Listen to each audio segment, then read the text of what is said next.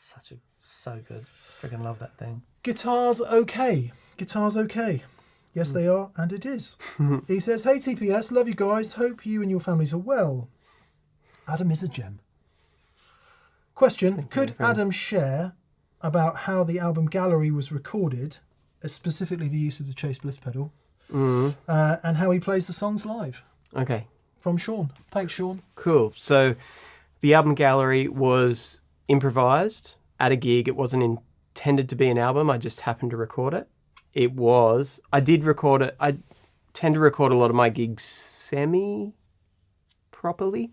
but it literally is just a Zoom portable recorder with a SE Voodoo VR1 ribbon into the mic channel. So I had 3 channels to get through later just to mix in, and that's it. There wasn't much I did to it other than added a healthy amount of reverb to it to give it the full Gallery vibe. What reverb do you use? It was a plug-in. I don't know. Yeah. Actually, you know what I use? It's a really old Cakewalk convolution reverb that only works because I have an old version of Cakewalk on my computer, because I actually use Cakewalk as my DAW. Man, I haven't heard of Cakewalk for ages.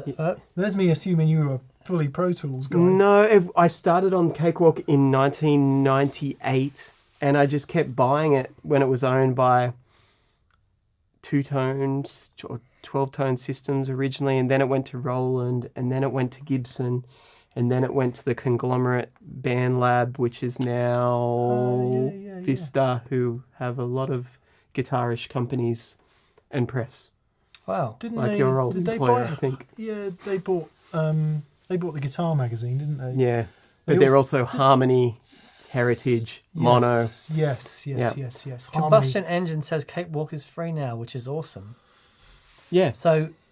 Yeah, it's actually, but it's PC only. So right. Yeah.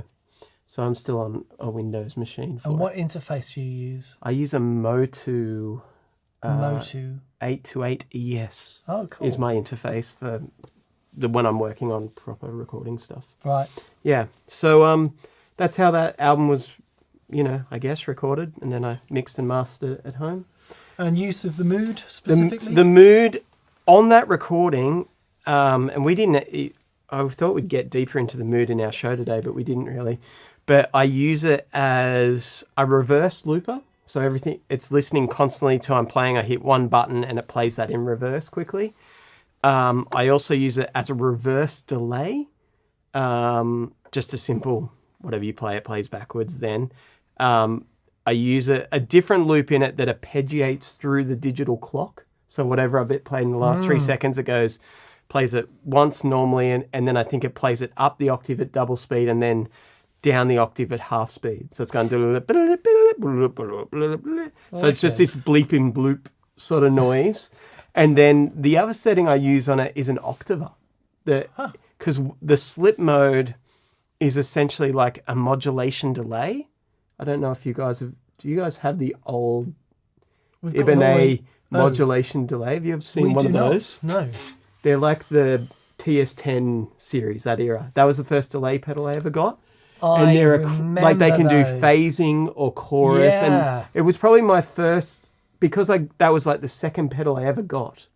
I had an Ibanez Modern Fusion Overdrive, which was the Sound Tank. Please tell me Frank Gambale used that. I don't know. I hope so. I assume so. Yeah. and then I got this Ibanez delay as part of a deal when I think my mum bought me a Roland JC120. All right. And that we got this delay as part of the deal. Nice. When I was a teenager. Nice. And so it's like, but that pedal had so many strange sounds in it. So it just, whenever I got something I just dived deep in working out what it could do. And so the Mood in slip mode, you can just adjust it and have the time set almost at minimum. At minimum with the old one. The Mark II needs to be a little bit further out because it gets really glitchy, but it's this kind of ugly, gross octaver. Oh man, that's awesome. So it does that delay thing where it goes, like it has the static in it. So I use that a bit in that recording too. It's very cool. Adam, just explores half of that in the video that we recorded today, Yeah. which is the reverse delay part, and you also use the other half just as a straight delay. Yeah. Yeah. Very, very cool. Very cool indeed. It's one thing sorry, bit of a tangent. One thing I particularly love about that is those pedals that on the face of it seem hard to understand, and I don't mean like 15,000 presets and deep diving menus. What I mean is, what is it? Because when you say what is the mood, there's no answer really, and yet I pretty much always see them being used in musical contexts. Yeah. Yeah, it's pretty... When I went to try one out at the store, I could not get it to do what I wanted it to do. But did you have an idea what you wanted it to do? Yeah. That's what I find really interesting. I wanted it... The main thing I wanted it to do was the reverse loop thing, so I didn't have to carry, at the time, a timeline and the MIDI controller. So, which is what you've got set up on the right-hand button now, where you press it, and it loops that 3 seconds, but reverses it straight away. Yeah. Just so I could have that ambient thing going underneath what I play and go from there. Okay. And when I first got it, I didn't understand that the clock on that pedal relates to how long the loop can be. So if the clock is lower, it gives you more loop time. So less fidelity, is less that right? fidelity, Yes, but which is also cool. Yeah.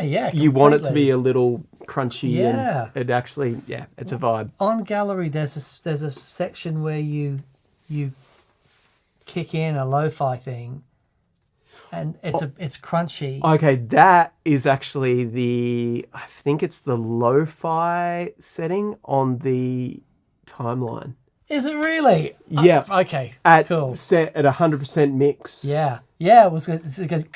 And then and then actually I know the exact bit you're talking about. That song is called Exhibition, and it's the song where if you listened really closely through headphones, I'm explaining what my pedals are doing to someone that's talking to me while I'm doing the gig. And that's why I called that song Exhibition. That's great. But it's like my preset, the timeline, I think we were talking today, mine might be outdated with firmware, but sometimes it does strange things with whether you preset the delay time in the preset or not. Oh, okay. And I thought I had that preset set that it was always at fastest, so it just came through as that crackly thing. But when I first turned it on, it was just delaying as that. It was kind of cool.